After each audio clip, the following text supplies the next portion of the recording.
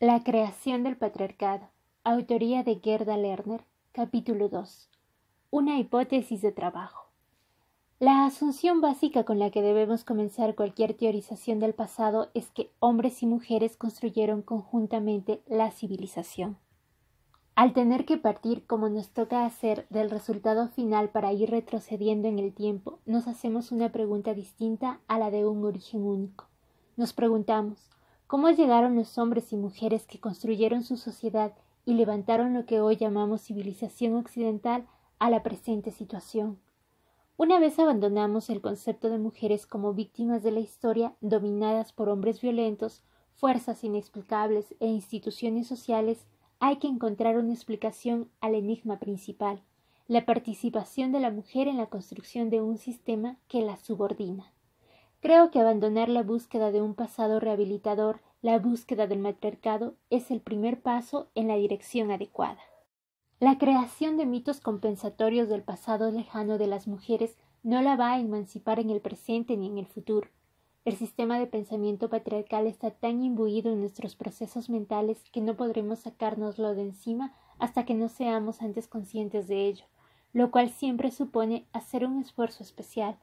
Por eso, cuando pensamos en el sistema prehistórico de las mujeres, estamos tan trabadas por el sistema explicativo androcéntrico que el único modelo alternativo que fácilmente se nos viene a la cabeza es el inverso. Si no había un patriarcado, entonces es que debía de existir un matriarcado. Indudablemente existieron muchas formas distintas en que hombres y mujeres organizaran la sociedad y repartieran el poder y los recursos.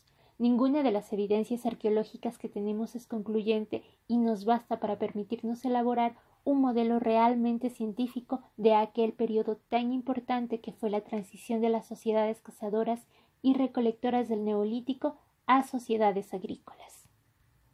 El método que siguen los antropólogos que nos ofrecen ejemplos de sociedades cazadoras y recolectoras actuales a partir de las cuales sacan conclusiones acerca de las sociedades del quinto milenio antes de Cristo no es menos especulativo que el del filósofo y el especialista en religiones que razonan a partir de la literatura y los mitos. El caso es que la mayoría de los modelos especulativos han sido androcéntricos y han aceptado el patriarcado como algo natural, mientras que los escasos modelos feministas han sido ahistóricos y, por tanto, a mi modo de ver, insatisfactorios. El análisis correcto de nuestra situación y de cómo ha llegado a ser lo que es nos ayudará a crear una teoría autorizada. Debemos pensar en el género de la manera histórica y específica en que aparecen distintas y mutables sociedades.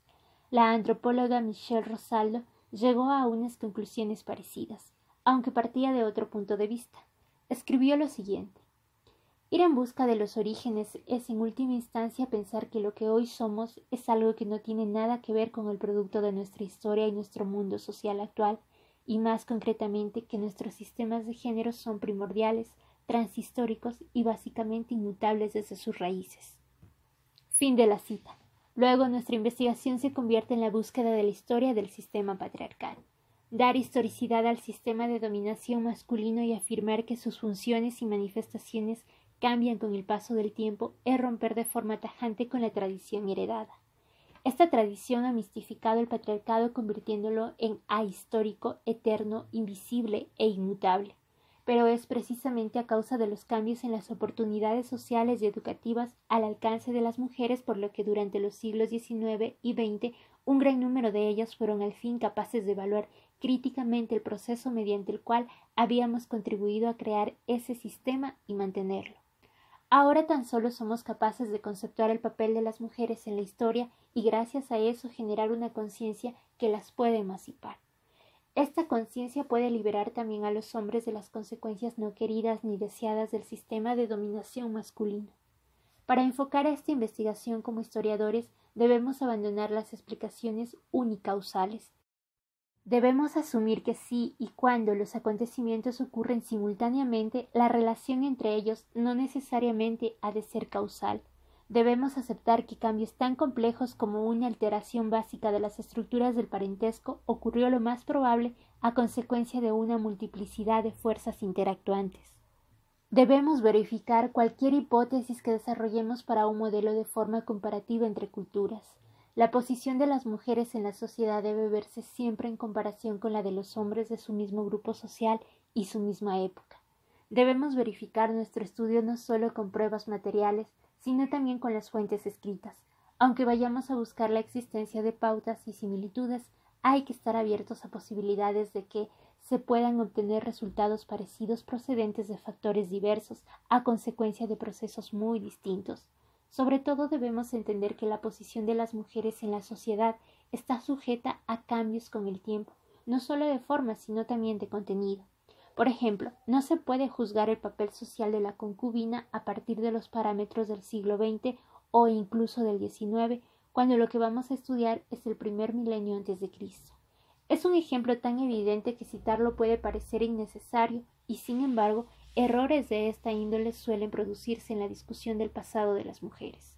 Concretamente, en muchas sociedades el género tiene una importancia simbólica, así como ideológica y legal, tan fuerte que no podemos realmente entenderla a menos que prestemos atención a todos los aspectos de su significado. La construcción hipotética que voy a ofrecer pretende ser solo una entre los muchos modelos posibles. Incluso dentro del limitado terreno geográfico del antiguo Próximo Oriente debieron de haber muchas formas distintas de darse la transición al patriarcado. Seguramente nunca sabremos qué fue lo que ocurrió, así que nos vemos restringidas a hacer conjeturas de lo que pudo ser. Estas proyecciones utópicas en el pasado tienen una importante función para quienes desean crear una teoría. Saber lo que podría haber sido nos abre nuevas interpretaciones, nos permite especular sobre lo que podría ser posible en el futuro, libres de las restricciones de un marco conceptual cerrado y totalmente caduco. Empecemos con el periodo transicional cuando los homínidos evolucionaron de los primates hace unos 3 millones de años y examinemos la pareja básica, la madre y el niño. La primera característica que distingue a los humanos de los otros primates es la prolongada y desvalida infancia del niño humano. Es la consecuencia directa del bipedismo, pues a causa de la postura erecta se estrecharon la pelvis femenina y el canal del parto, la vagina. Una consecuencia de esto fue que los bebés humanos nacían con un grado de inmadurez superior al de otros primates, pues tenían una cabeza relativamente más pequeña que les permitía pasar más fácilmente por el canal del parto.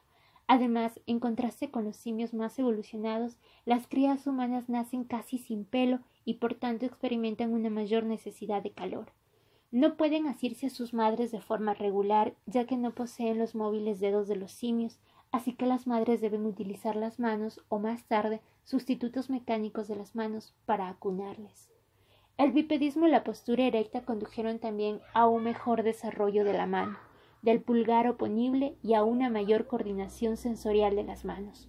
Una consecuencia de ello es que el cerebro humano se desarrolla durante varios años en la infancia y el periodo de absoluta dependencia del niño y por consiguiente puede verse modificado a través del aprendizaje y el intenso moldeado cultural de una manera radicalmente distinta al desarrollo de los animales.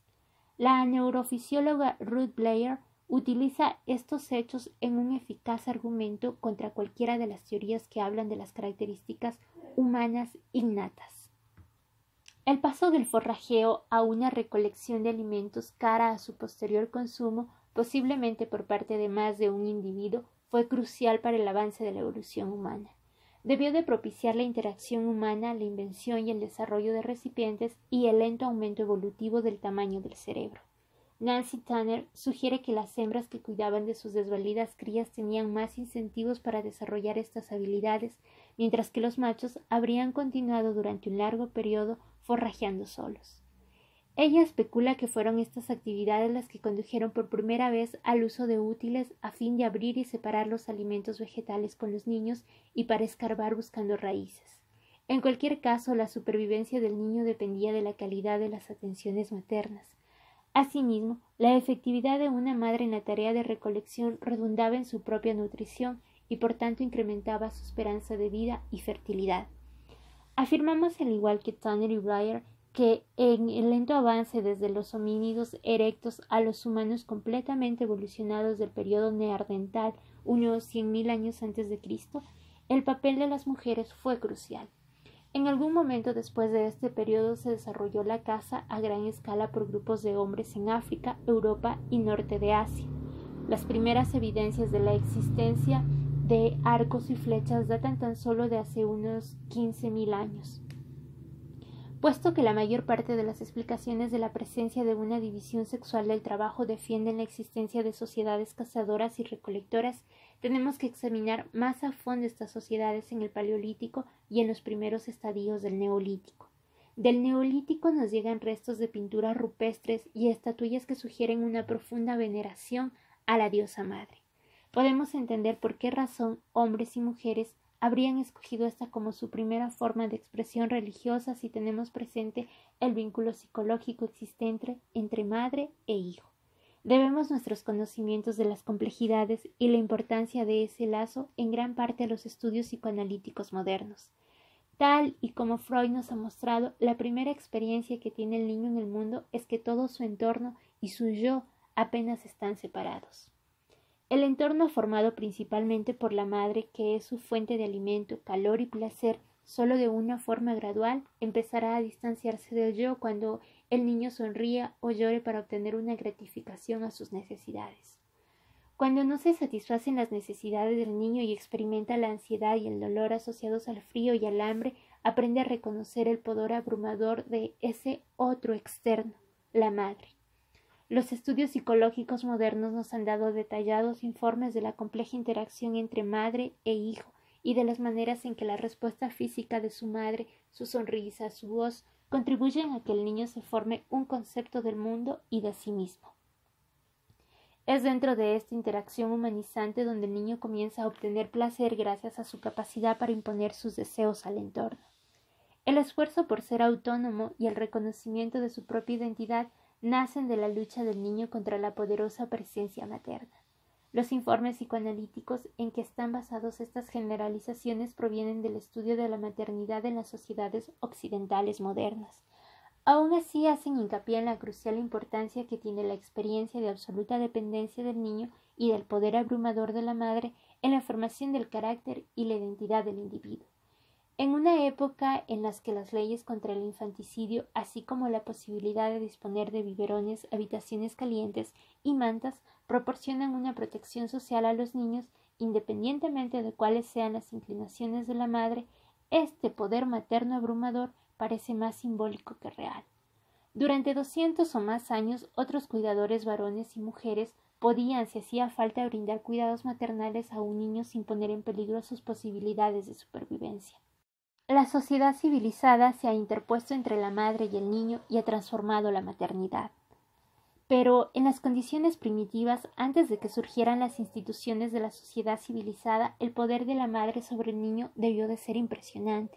Tan solo los brazos y los cuidados maternos protegían al niño de lo frío, tan solo su leche le podía proporcionar el sustento necesario para sobrevivir. Su indiferencia o negligencia significaban la muerte segura. La madre dadora de vida tenía un poder real sobre la vida y la muerte. No es de extrañar que hombres y mujeres, al ver este dramático y misterioso poder femenino, pasaran a venerar a las diosas madre. Lo que intento subrayar aquí es la situación de necesidad que dio lugar a la primera división del trabajo por la cual las mujeres hacían de madres. Durante milenios la supervivencia del grupo dependió de ello y no existía otra alternativa. Bajo las condiciones extremas y peligrosas en que vivían los primitivos humanos, cada mujer debía tener varios embarazos para que al menos 2 niños de cada pareja llegaran a ser adultos. Resulta difícil conseguir datos precisos sobre la esperanza de vida en la prehistoria, pero las estimaciones realizadas a partir del estudio de los restos humanos sitúan la media de vida del Paleolítico y el Neolítico entre los 30 y los 40 años. En el minucioso estudio sobre 222 esqueletos de individuos adultos de Catalhuyuk, antes citado, Lawrence Angel llega a una expectativa media de vida de 34.3 años para los varones y de 29.8 años en las mujeres. Se excluyen los que murieron en la infancia.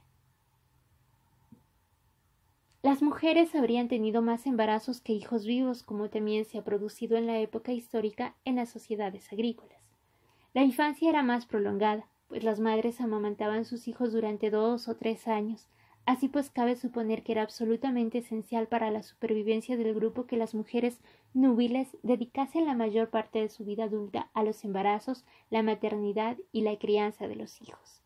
Cabría esperar que hombres y mujeres aceptarían esta necesidad y construirían creencias, costumbres y valores en sus culturas que mantuvieran estas prácticas tan necesarias. A ello seguiría que las mujeres escogerían o preferirían aquellas actividades económicas que pudiesen combinar mejor con sus deberes maternales. Aunque es lógico pensar que algunas mujeres de cada tribu o banda tendrían las capacidades físicas para cazar, resultaría que muchas no querrían cazar grandes presas de forma regular porque cargaban físicamente con los niños, en el útero, la cadera o la espalda. Además, aunque un niño colgado en la espalda no impediría a su madre participar en una cacería, un niño que llora sí que podría. Los ejemplos que citan los antropólogos de tribus cazadoras y recolectoras del mundo contemporáneo en las que se llega a soluciones alternativas para encargarse del cuidado de los niños y en que las mujeres ocasionalmente toman parte en las cacerías no contradicen el argumento anterior. Meramente muestran lo que se puede hacer e intentar en una sociedad, no muestran cuál fue el modo históricamente predominante que las permitió sobrevivir. Obviamente, dadas la precariedad y la brevedad de la esperanza de vida que antes he citado para el periodo neolítico, las tribus que pusieran en peligro las vidas de sus mujeres núbiles en cacerías u obligándolas a participar en guerras e incrementando así la posibilidad de que resultaran heridas, no tenderían a sobrevivir de la misma forma que las tribus en las que se empleara a estas mujeres en otras cosas. Por tanto, la primera división sexual del trabajo por la cual los hombres cazaban los animales grandes y las mujeres y niños practicaban la caza menor y recolectaban parece provenir de las diferencias biológicas entre ambos sexos. Estas diferencias biológicas no están causadas por la fuerza o resistencia de hombres y mujeres, sino únicamente por diferencias reproductivas, en concreto la capacidad femenina de amamantar a los niños. Después de haber dicho esto, quisiera recalcar que solo acepto la explicación biológica en los primeros estadios de la evolución humana, y ello no significa que una posterior división sexual del trabajo basada en el hecho de ser madre sea, entre comillas, natural. Al contrario, voy a demostrar que la dominación masculina es un fenómeno histórico en tanto que surgió de una situación determinada por la biología y que con el paso del tiempo se convirtió en una estructura creada e impuesta por la cultura. Mi síntesis no pretende dar a entender que todas las sociedades primitivas están organizadas de este modo para impedir a las madres que intervengan en la actividad económica. Sabemos, gracias al estudio de las sociedades primitivas pasadas y actuales, que los grupos tienen formas diversas de estructurar la división del trabajo para el cuidado de los niños y de esta manera dejar tiempo a las madres para una gran variedad de actividades económicas. Algunas madres se llevan consigo a sus hijos cuando cubren trayectos largos. En otros casos, los niños mayores y los ancianos se encargan de vigilarlos. Es obvio que el lazo entre la maternidad y la crianza para las mujeres viene determinado por la cultura y está sujeto a la manipulación social. Quiero insistir en que la primera división sexual del trabajo por la cual las mujeres optaron por unas ocupaciones compatibles con sus actividades de madres y creadoras fue funcional y por consiguiente aceptada a la par por hombres y mujeres. La prolongada y desvalida niñez humana crea el fuerte lazo que hay entre madre e hijo. La evolución fortaleció esta relación socialmente necesaria durante los primeros estadios de desarrollo de la humanidad. Enfrentados a situaciones nuevas y cambios en el entorno, las tribus y grupos en que las mujeres no hacían bien de madres o que no protegían la salud y la vida de las mujeres núbiles seguramente no pudieron sobrevivir. O, visto de otra forma, los grupos que aceptaron e institucionalizaron una división sexual de trabajo funcional tenían más posibilidades de sobrevivir. Tan solo podemos hacer conjeturas acerca de las personalidades y la forma en que se pueden ver a sí mismas las mujeres que vivan en condiciones como las que prevalecieron en el Neolítico. La necesidad debió de refrenar a hombres igual que a mujeres. Hacía falta tener coraje para dejar la protección de una cueva o una cabaña y enfrentarse con unas armas primitivas a los animales, vagando lejos de casa y arriesgándose a un tropiezo con tribus vecinas potencialmente hostiles. Hombres y mujeres debieron reunir el coraje necesario para defenderse y defender a los más jóvenes.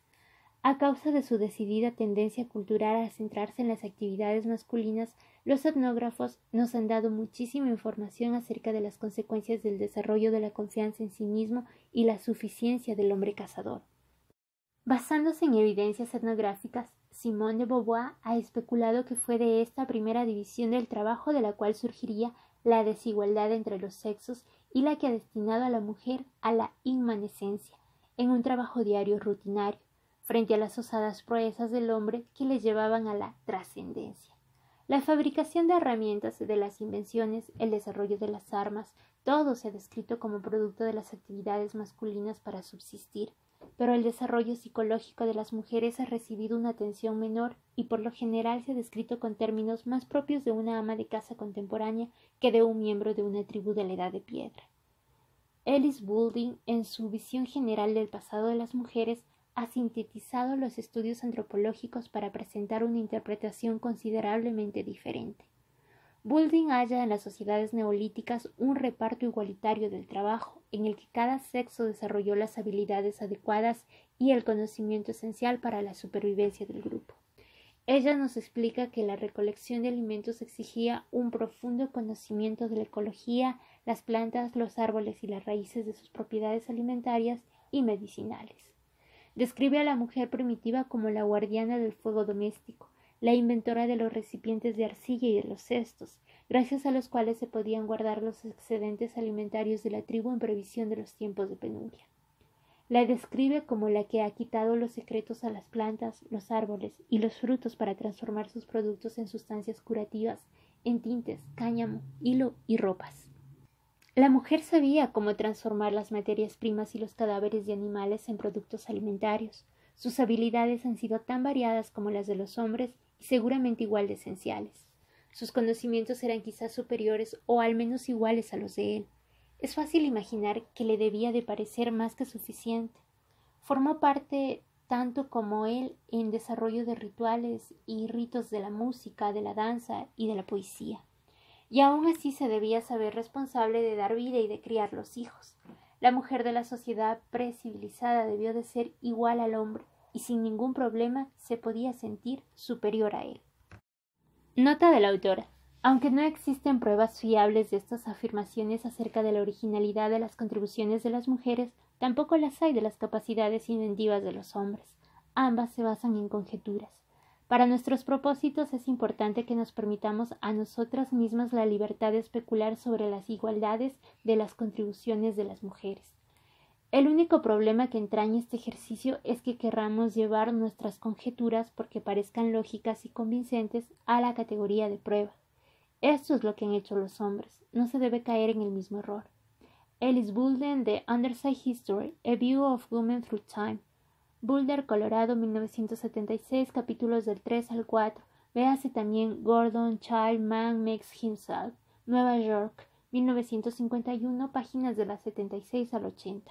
Para una síntesis bastante similar basada en los recientes trabajos antropológicos, véase Tanner y Shilma y Sachs, citados en las notas 4 y 10. Fin de la nota de la autora.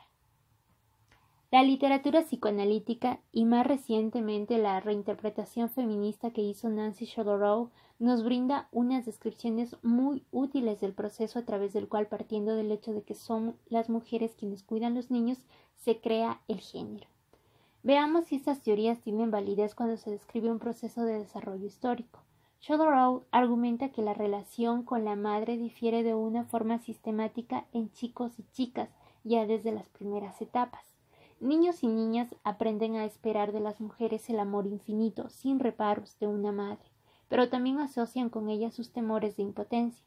A fin de encontrar su identidad, los niños crecen apartados de la madre, se identifican con el padre, vuelven la espalda a la expresión de las emociones y dirigen la vista a la acción en el mundo. Puesto que son las mujeres las que cuidan los niños, Chodorow dice: las chicas en edad de crecimiento se definen y se ven a sí mismas como continuación de las otras. Su experiencia de sí mismas tiene unos límites del ego más flexibles y permeables. Los chicos se definen como separados y distintos. Tienen una mayor sensación de las fronteras rígidas del ego y de la diferenciación. El sentido femenino básico de la personalidad está conectado con el mundo. El sentido masculino básico de la individualidad está aparte. Fin de la cita. A causa de la forma en que su individualidad se define por oposición a la de su madre que les educa, los chicos se preparan para su participación en la esfera pública. Las chicas, identificadas con la madre y conservando siempre su estrecha relación primaria con ella, a pesar de que transfieran sus intereses amorosos a los hombres, se preparan para una mayor participación en la esfera de las relaciones. Chicos y chicas definidos según el género son preparados para asumir los papeles de género adultos que sitúan principalmente a las mujeres en la esfera de reproducción en una sociedad sexualmente desigual. Chodorow, The Reproduction of Mothering, página de la 170 a la 173. La sofisticada reinterpretación feminista de Chodorow de la explicación freudiana de la creación de personalidades acordes al género está basada en la sociedad occidental y en las relaciones de parentesco y familiares que se dan en ella. Dudo que se le pueda aplicar incluso a la gente de color que vive en esa misma sociedad, lo que debería precavernos ante las generalizaciones que se saquen de ella. Aún así, ello plantea un argumento de las bases psicológicas sobre las cuales se asientan las relaciones sociales y las instituciones. Tanto ella como otras autoras argumentan de forma convincente que debemos fijarnos en la maternidad en la sociedad patriarcal, su estructura y las relaciones que engendra si queremos alterar las relaciones entre los sexos y acabar con la subordinación de las mujeres. Nota de la autora. Adrienne Rich, cuando analiza la institución de la maternidad bajo el patriarcado y la heterosexualidad obligada, y Dorothy Dinerstein, en su interpretación del pensamiento de Freud, llegan a las mismas conclusiones. Véanse Adrienne Rich of Women Born, Motherhood as Experience and Institution. Nueva York, 1976. Adrienne Rich, Compulsory Heterosexuality and Lesbian Existence. Science, volumen 5, número 4, verano de 1980, de la página 631 a la 660. También véase a Dorothy Dinerstein, Nueva York, 1977.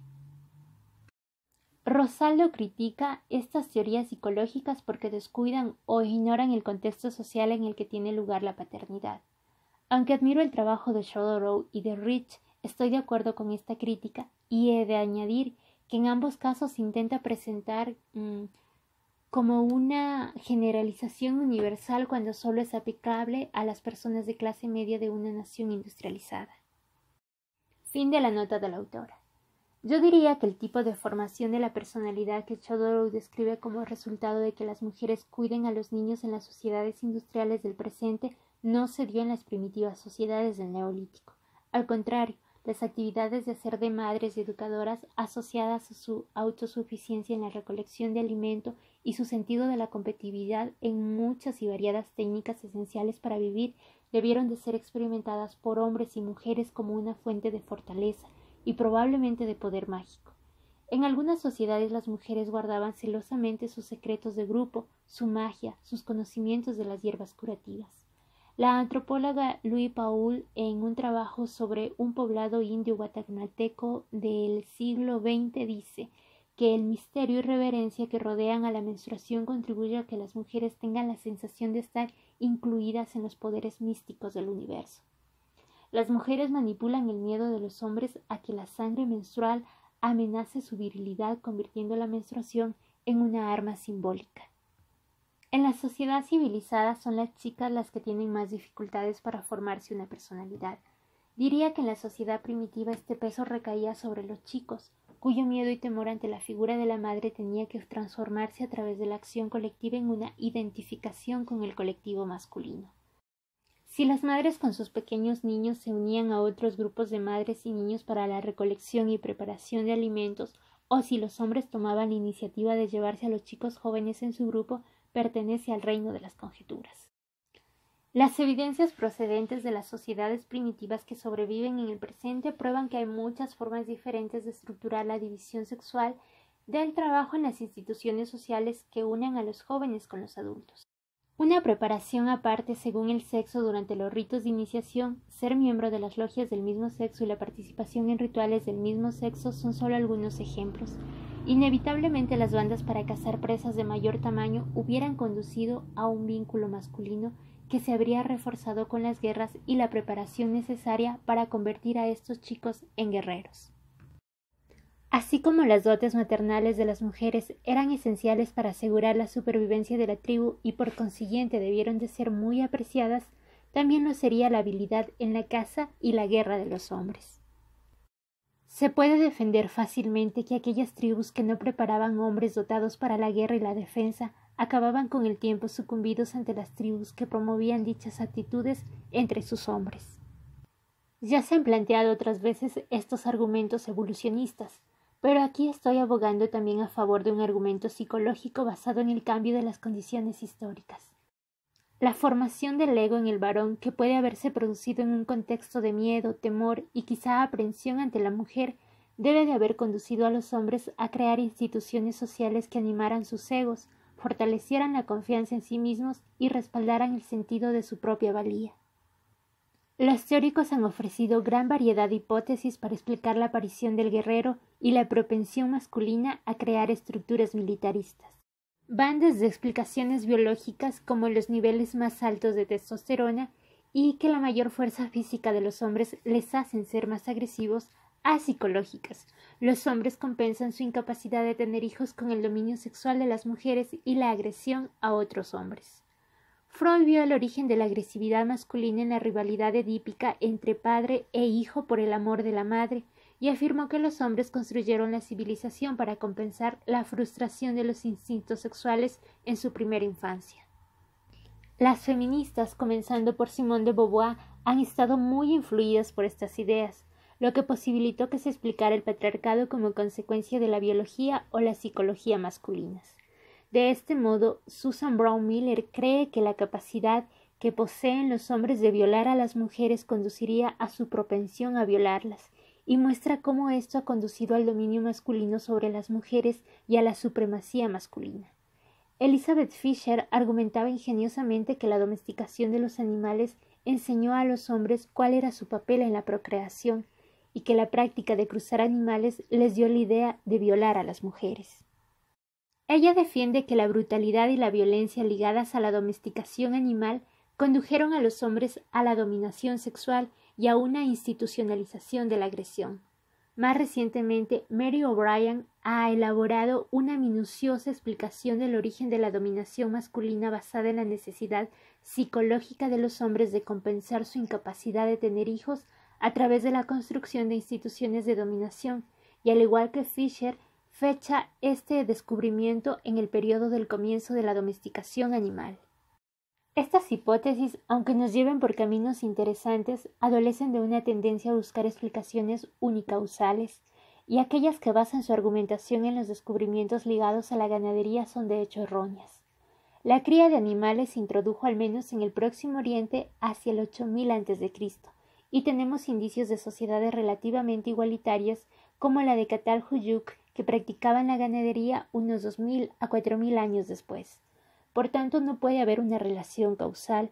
Me parece mucho más probable que el desarrollo de la guerra entre tribus durante periodos de escasez económica propiciara el ascenso al poder de hombres con éxito militares. Como veremos más adelante, su mayor prestigio y reputación pudieron acrecentar su propensión a ejercer la autoridad sobre las mujeres y luego sobre los hombres de su misma tribu. Pero estos factores solos no son suficientes para explicar los vastos cambios sociales ocurridos con el advenimiento del sedentarismo y la agricultura.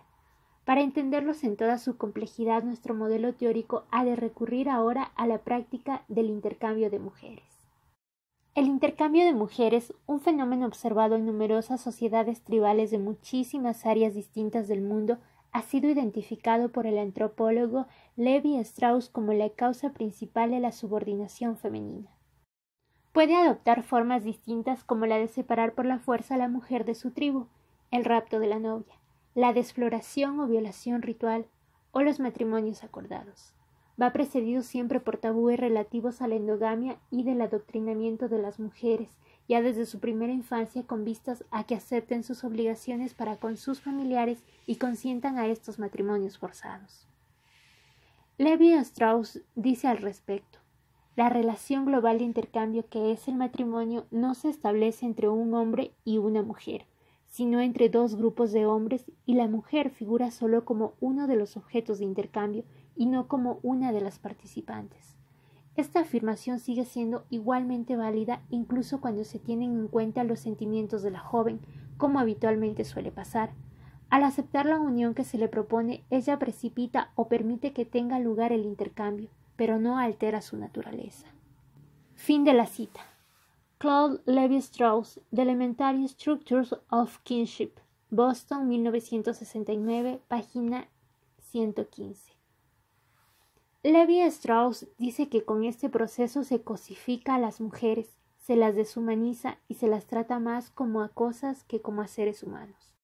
Varias antropólogas feministas han aceptado esta postura y han trabajado en el tema. La matrilocalidad estructura de tal modo el parentesco que un hombre abandona su familia de origen para ir a residir con su esposa o la familia de ella. La patrilocalidad estructura de tal modo el parentesco que una mujer ha de abandonar a su familia de origen y residir con su esposo o la familia de él.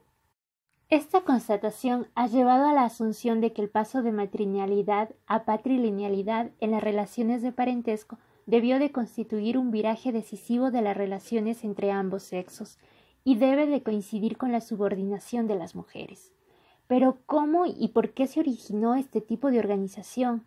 Ya hemos discutido el argumento por el cual los hombres, recién llegados al poder gracias a sus cualidades marciales, coaccionaron a unas mujeres que estaban poco dispuestas a ello. Pero, ¿por qué se intercambiaron mujeres y no hombres? Darlington nos lo explica. Él cree que la exogamia es una innovación cultural aceptada porque supone una ventaja evolutiva. Defiende el deseo instintivo entre los humanos de mantener a la población en la densidad óptima de un entorno. Las tribus lo consiguen gracias al control sexual mediante rituales que estructuran a hombres y mujeres dentro de los papeles sexuales adecuados y recurriendo al aborto, al infanticidio y la homosexualidad cuando sea necesario. Según este razonamiento de esencia evolucionista, el control de población obligaba a regular la sexualidad femenina. Existen otras posibles explicaciones. Suponiendo que se intercambiasen varones adultos entre las tribus, ¿qué podría asegurar su lealtad a la tribu a la que eran entregados? El lazo de los hombres con su descendencia no era por entonces lo suficientemente fuerte para asegurar su sumisión por bien a sus hijos. Los hombres podrían realizar actos violentos contra los miembros de la tribu ajena. Gracias a su experiencia en la caza y en los viajes a gran distancia, podrían escaparse fácilmente y regresar como guerreros en busca de venganza. Por otro lado, sería más fácil coaccionar a las mujeres, seguramente violándolas. Una vez casadas o cuando ya fueran madres, permanecerían leales a sus hijos y a los parientes de sus hijos, creándose de esta manera un vínculo potencialmente fuerte con la tribu de afiliación. Esta fue de hecho la manera en que históricamente se originó la esclavitud, como veremos más adelante. Una vez más, la función biológica de la mujer hacía que se pudiera adaptar más fácilmente a su nuevo papel de peón, una creación cultural. También se podría defender que podría haberse usado como peones a los niños de uno y otro sexo en vez de las mujeres con el propósito de asegurar la paz entre tribus, como frecuentemente hicieran las élites dirigentes en los tiempos históricos. Posiblemente la práctica del intercambio de mujeres empezó de ese modo. Se intercambiaban niños de uno y otro sexo, y cuando llegaban a adultos contraían matrimonio en el seno de la nueva tribu. Boulding, que insiste siempre en la agencia de mujeres, asume que eran ellas, en su función de guardianas del hogar, las que llevaban a cabo las negociaciones necesarias para concertar los matrimonios entre tribus. Las mujeres desarrollaban flexibilidad y sofisticación cultural gracias a su papel de ser quienes vinculan tribus. Las mujeres, alejadas de su propia cultura, navegan entre dos culturas y aprenden las costumbres de ambas. El conocimiento que de ellos sacan les puede permitir tener poder y ciertamente ser influyentes. Encuentro que las observaciones de Boulding son útiles para reconstruir el proceso gradual por el cual las mujeres pueden haber iniciado o participado en el establecimiento del intercambio de mujeres. En la literatura antropológica contamos con varios ejemplos de reinas que en su posición de jefes de Estado adquieren varias esposas, a las cuales conciertan matrimonios que pueden servirles para incrementar sus riquezas e influencias. Nota de la autora. Véase, por ejemplo, el caso de los Lovedu en Sachs, Sisters and Wives, capítulo 5. Fin de la nota de la autora.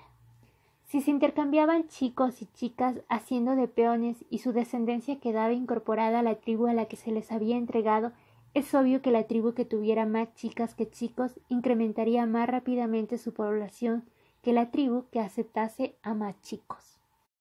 Mientras los niños de uno y otro sexo supusieran una amenaza para la supervivencia de la tribu o como mucho un estorbo, estas distinciones no se hubieran percibido o no habrían importado. Pero si a causa de cambios en el entorno o en la economía de la tribu, los niños se convirtieron en una base cara a un poder laborar en potencia, sería de esperar que el intercambio de niños de uno y otro sexo diera paso al intercambio de mujeres.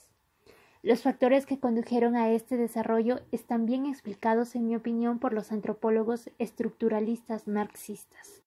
El proceso que ahora estamos tratando tiene lugar en distintas épocas y áreas del mundo. Sin embargo, muestra una regularidad en cuanto a causas y resultados finales. Aproximadamente en el momento en que la caza y recolección o la horticultura dan paso a la agricultura, los sistemas de parentesco tienden a pasar de la matrilinealidad a la patrilinealidad y surge la propiedad privada. Existe, como hemos visto, un desacuerdo respecto a la secuencia de los sucesos. Engels y quienes le siguen creen que la propiedad privada aparece primero, ocasionando la histórica derrota del sexo femenino.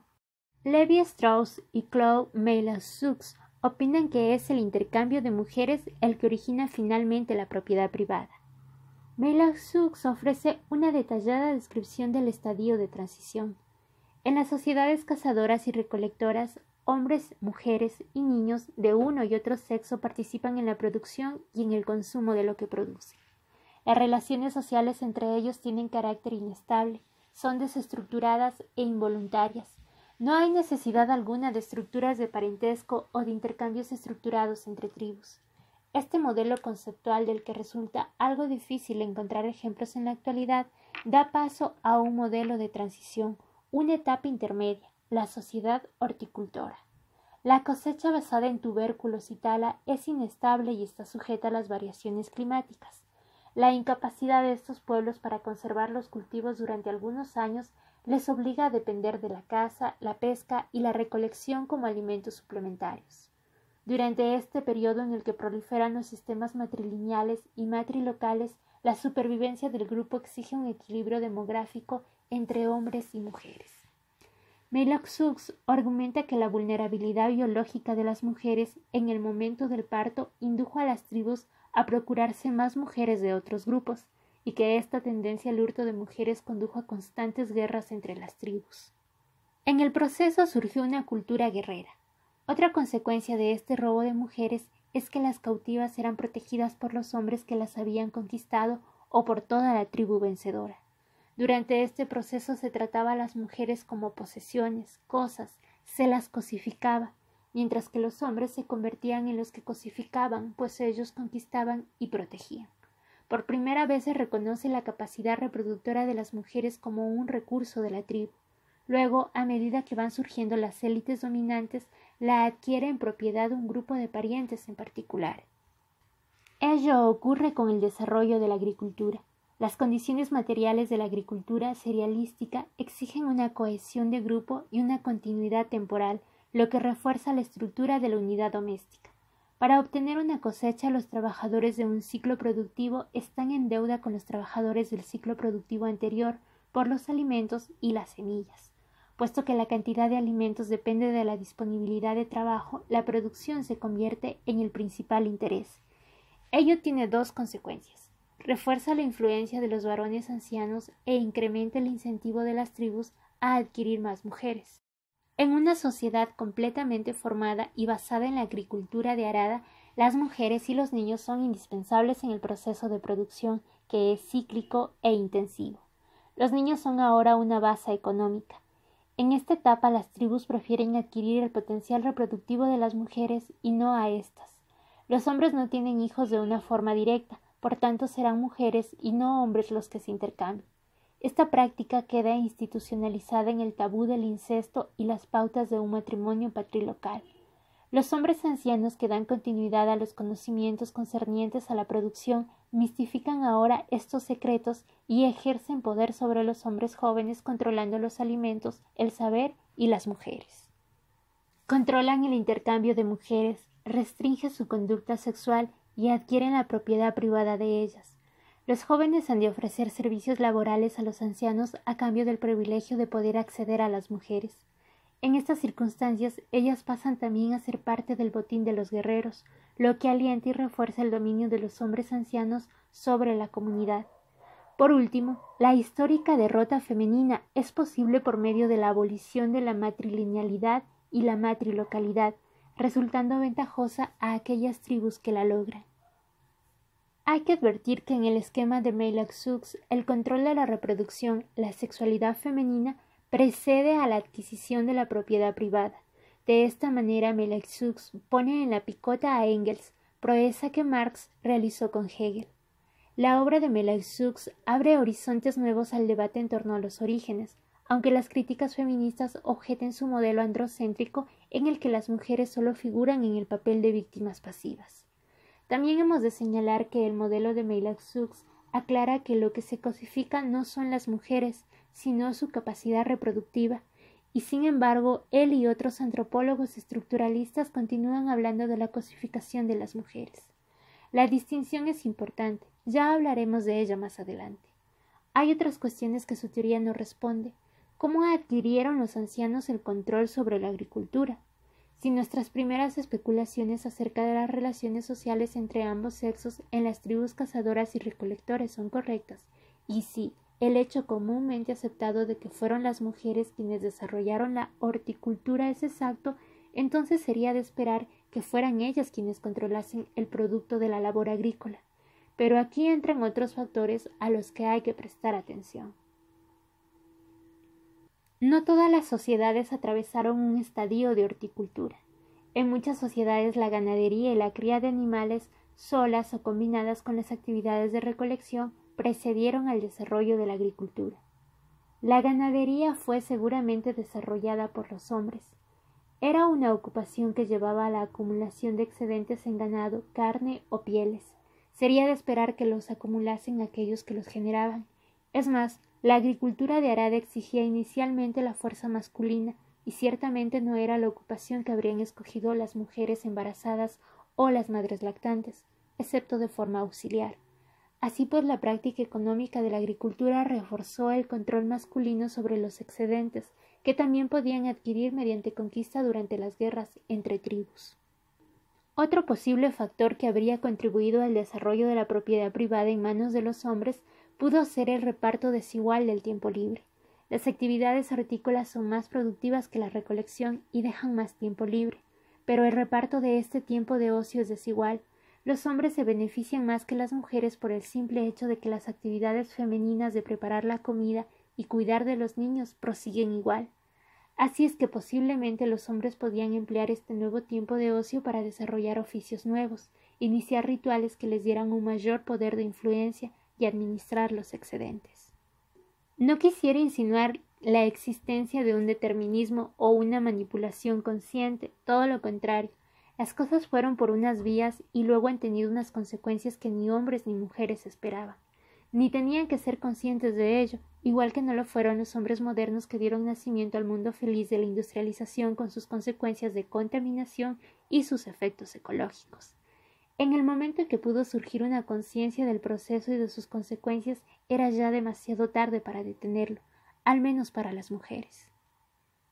El antropólogo danés Peter Abbe señala que las evidencias de Meilak-Sukh partían en gran parte del modelo europeo, que incluye la interacción de la actividad hortícola y la cría de ganado y de ejemplos tomados de los indios de los llanos de Sudamérica.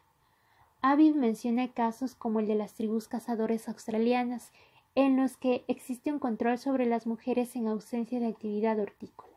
Luego cita el caso de los iroqueses, una sociedad en la que las mujeres no fueron cosificadas ni dominadas, como ejemplo de horticultores que no acaban en dominio masculino. Sostiene que en condiciones ecológicamente favorables sería posible mantener un equilibrio demográfico dentro de una tribu sin tener que recurrir a la importación de mujeres. No solo las relaciones de producción, sino también la ecología y la reproducción social biológica son factores determinantes o decisivos. De todas maneras, y puesto que todas las sociedades agrícolas han cosificado la capacidad reproductiva de las mujeres y no la de los hombres, se llega a la conclusión de que estos sistemas tienen una ventaja en lo que respecta a la expansión y apropiación de excedentes por encima de aquellos basados en una complementariedad entre sexos. En estos últimos no se dispone de medios para forzar a los productores a incrementar la producción. Las herramientas neolíticas eran relativamente sencillas, así que cualquiera podía fabricarlas. La tierra no era un recurso escaso, por tanto ni herramientas ni tierra ofrecían oportunidad alguna para que alguien se apropiase de ellas. Pero, ante una situación en la que las condiciones ecológicas y las irregularidades en la producción biológica amenazasen la supervivencia del grupo, las personas buscarían más reproductores, o sea, más mujeres. La apropiación de hombres en calidad de cautivos que se da solo en una etapa posterior simplemente no cubriría las necesidades para la supervivencia del grupo. De esta manera, la primera apropiación de propiedad privada consiste en la apropiación del trabajo reproductor de las mujeres. Abby concluye diciendo: la conexión entre la cosificación de las mujeres por un lado y el Estado y la propiedad privada por otro es exactamente la contraria a la que proponen Engels y sus seguidores. Sin la cosificación de las mujeres como una característica socioestructural dada históricamente, el origen de la propiedad privada y el Estado seguiría siendo inexplicable. Fin de la cita. Si seguimos el argumento de Abby, que encuentro muy persuasivo, debemos concluir que en el curso de la revolución agrícola la explotación del trabajo humano y la explotación sexual de las mujeres quedaron inextricablemente ligadas. La historia de la civilización es la historia de los hombres y las mujeres que hacen frente a las necesidades desde su desvalida dependencia de la naturaleza hacia la libertad y el dominio parcial sobre aquella. En esta lucha las mujeres se encontraban más afectadas por las actividades esenciales de la especie que los hombres y eran, por tanto, más vulnerables a quedar en una disposición desventajosa. Mi argumento distingue claramente entre la necesidad biológica a la cual hombres y mujeres se sometían y adaptaban y las costumbres e instituciones de origen cultural que forzaron a las mujeres a desempeñar papeles subordinados. He intentado mostrar cómo pudo suceder que las mujeres aceptaran una división sexual del trabajo que al final las colocaría en desventaja, sin ser capaces de prever sus ulteriores consecuencias. La afirmación de Freud, a la que he aludido ya en otro contexto, de que para las mujeres la anatomía es el destino, es errónea, porque es ahistórica y busca el pasado en el presente sin hacer concesión alguna a los cambios temporales. Peor, esta afirmación ha sido tratada como una receta para el presente y el futuro. No solo la anatomía es el destino para las mujeres, sino que debería serlo.